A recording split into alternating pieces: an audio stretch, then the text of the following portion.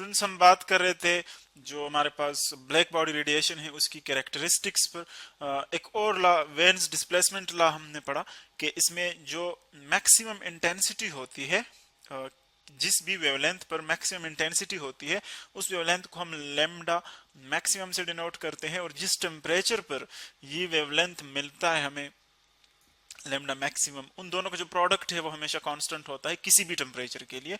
इन दोनों का जो प्रोडक्ट है वो के इक्वल होता है, जिसको हम वेन कांस्टेंट कहते हैं। अब इसी तरह नेक्स्ट हमारे पास एक लॉ है जिसको हम स्टीफन बोल्ट्जमैन लॉ कहते हैं। उसको हम इसी तरह के एक डायग्राम से एक्सप्लेन करते हैं। आप यहाँ पर आ जाए। इसी तरह के जो हमारे पास डिस्ट्रीब्यूशन है, यहाँ पर आप देख रहे हैं, ये वाई एक्सिस पर हम शो कर रहे हैं इसकी इंटेंसिटी को। वाई एक्सिस पर हम इंटेंसिटी शो कर रहे हैं, आई से मैं इसको डिनोट करता हूं आई, और जो एक्स एक्सिस है, एक्स एक्सिस, उस पर हम शो कर रहे हैं लैम्डा नैनोमीटर्स में। सो अब देख रहे हैं कि 3 डिफरेंट टेम्परेचर्स हमने दिए हैं, 3 डिफरेंट टेम्परेचर्स, लैम्डा ये वेवलेंथ है, 3 डिफरेंट टेम्परेचर्स है। फर्स्ट जो है वो T1 है, नेक्स्ट T2 है, और नेक्स्ट T3 है।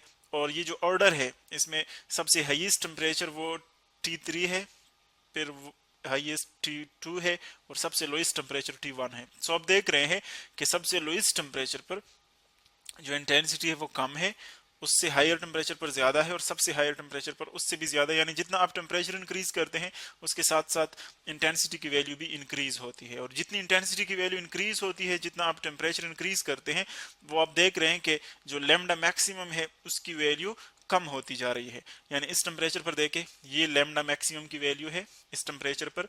यहाँ पर आप देखें लैम्डा मैक्सिमम की वैल्यू ये है पीक वैल्यू, और यहाँ पर लैम्डा मैक्सिमम की वैल्यू ये वाली है पीक वैल्यू। सो देखें आहिस्ता आहिस्ता जो लैम्डा मैक्सिमम की वैल्यू है वो ओरिजिन की तरफ शिफ्ट हो रही है। देखें यहाँ से शिफ्ट हो गई यहाँ तक, यहाँ से फिर शिफ्ट हो गई यहाँ तक, ओरिजिन की तरफ आ रही है। इसका मतलब है कि वेवलेंथ कम होता जा रहा है।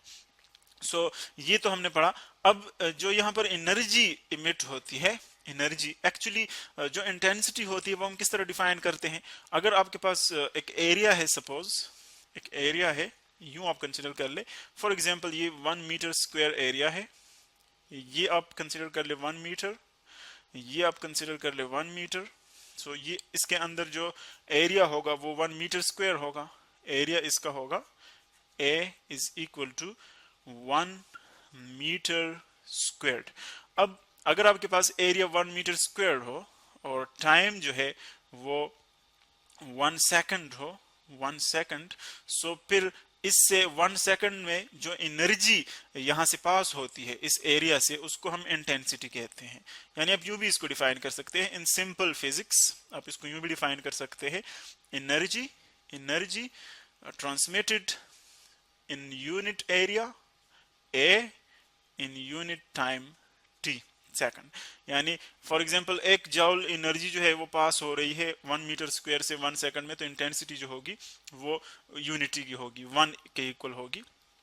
उसके साथ आप उसकी यूनिट पुट करेंगे। सो ये तो इंटेंसिटी आ गई। अब जो कर्व्स यहाँ पर हमने ड्रा किए हैं वो एक्चुअली शो कर रहे हैं द वैल्यू ऑफ एनर्जी। ये जो सबसे लोएस्ट कर्व है ये रेड वन, आप ये देखें, इसके नीचे जितना एरिया आ रहा है वो एक्चुअली एनर्जी की वैल्यू को शो कर रहा है। तो देखें ये इसके अंदर ये रीजन है, ये इसके अंदर जितना रीजन है इसका मतलब है कि इतनी एनर्जी जो है इस टेम्परेचर पर इमिट हो रही है। इसी तरह अगर आप सेकंड कर्व देखें जो येलो का है, उसके अंदर एरिया ज्यादा है, यानी उसके अंदर फिर यहां तक एरिया आ रहा है, देखें, तो इसका मतलब यह है कि उसकी एनर्जी भी ज्यादा इमिट होती है इस टेम्परेचर के ऊपर।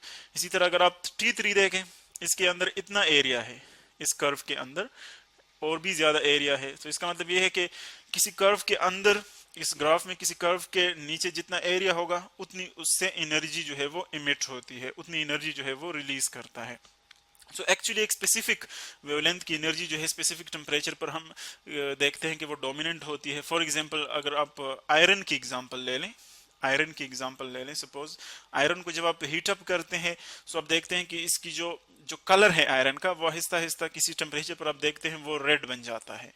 आप इसको गर्म करते जाए, गर्म करते जाए, जब बहुत ज्यादा हॉट हो जाएगा तो वो रेड बन जाता है। इसका मतलब ये है कि अब इस टेम्परेचर के ऊपर जो इससे इलेक्ट्रोमैग्नेटिक वेव्स निकल रहे हैं वो रेड वेवलेंथ के हैं। यानी स्पेसिफिक वेवलेंथ के, हर एक कलर का अपना वेवलेंथ होता है।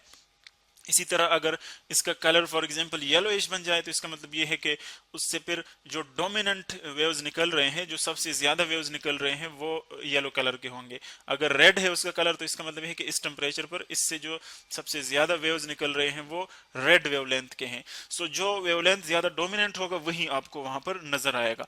अब जो स्टीफन बोल्ट्जमैन लॉ है एक्चुअली वो ये कहता है कि जो एनर्जी यहाँ पर इमिट होगी, क्योंकि इलेक्ट्रोमैग्नेटिक वेव्स इमिट हो रहे हैं इसलिए उनके साथ एनर्जी एसोसिएटेड है। एनर्जी एक्चुअली जो है वेव्स जो है वो कैरियर ऑफ एनर्जी है, सो वो एनर्जी ले जाते हैं। सो एनर्जी जो इमिट हो रही है वो प्रोपोर्शनल है to the fourth power of temperature, to the fourth power of temperature. इसका मतलब ये है कि टेम्परेचर अगर आप थोड़ा सा भी इंक्रीज कर ले तो एनर्जी में जो है बहुत ज्यादा इंक्रीज आता है। यानी एनर्जी फॉर एग्जांपल आप टेम्परेचर जो है वो 2 फैक्टर से इंक्रीज करते हैं। सो देखिए 2 का फोर्थ पावर क्या होगा, 2 का 4 पावर आप ले ले वो 16 बन जाते हैं। इसका मतलब है कि एनर्जी जो है वो 16 टाइम्स जो है वो इंक्रीज हो जाती है। सो ये हमारे पास जो लॉ है इसको हम कहते हैं स्टीफन बोल्ट्जमैन लॉ। और अगर आप इसको इक्वेशन फॉर्म में लिखना चाहें तो फिर इसको हम यूं लिख सकते हैं, E इज इक्वल टू सेग्मा, इसको हम सेग्मा कहते हैं, T पावर 4। अब यहाँ पर जो सिग्मा है एक्चुअली सिग्मा ये स्मॉलर सिग्मा है, और अगर आप कैपिटल सिग्मा देखें, मैथमेटिक्स में अक्सर हम यूज करते हैं, समेशन में भी यूज करते हैं, इसको कैपिटल सिग्मा कहते हैं जिसको हम समेशन में यूज करते हैं। और ये स्मॉलर अल्फाबेट्स में जो है वो है सिग्मा। सो कांस्टेंट है एक्चुअली जिसको हम स्टीफन बोल्ट्जमैन कांस्टेंट कहते हैं। और इसकी जो वैल्यू है वो हमारे पास स्पेसिफिक वैल्यू है, वैल्यू भी आप इसको दे सकते हैं। वैल्यू ये आ रही है इसकी वैल्यू, और आप इस कांस्टेंट की वैल्यू देखें सो वो है 5.67 into 10 raise to power minus 8 into 10 raise to power minus 8, ये इसकी वैल्यू है।